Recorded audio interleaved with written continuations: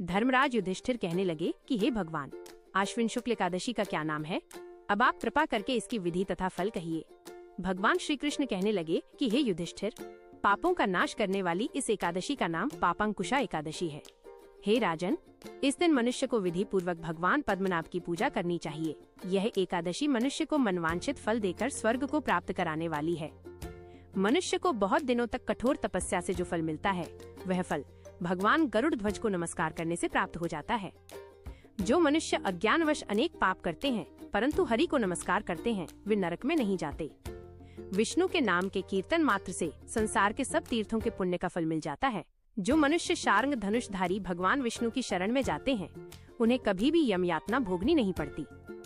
जो मनुष्य वैष्णव होकर शिव की और शैव होकर विष्णु की निंदा करते हैं, वे अवश्य नरकवासी होते हैं। सहस्रों वाजपेय और अश्वमेध यज्ञों से जो फल प्राप्त होता है, वो एकादशी के व्रत के 16वें भाग के बराबर भी नहीं होता है। संसार में एकादशी के बराबर कोई पुण्य नहीं, इसके बराबर पवित्र तीनों लोकों में कुछ भी नहीं। इस एकादशी के बराबर कोई व्रत नहीं। जब तक मनुष्य पद्मनाभ की एकादशी का व्रत नहीं करते हैं, तब तक उनकी देह में पाप वास कर सकते हैं।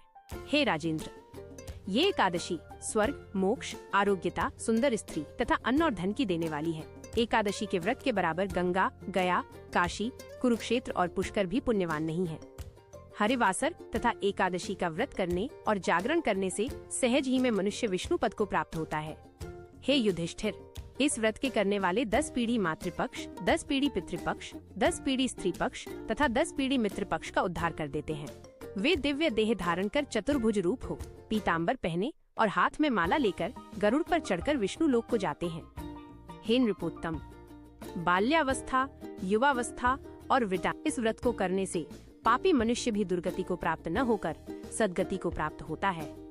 आश्विन मास की शुक्ल पक्ष की इस पापांकुशा एकादशी का व्रत जो मनुष्य करते हैं, वे अंत समय में हरिलोक को प्राप्त होते हैं तथा समस्त पापों से मुक्त हो जाते हैं।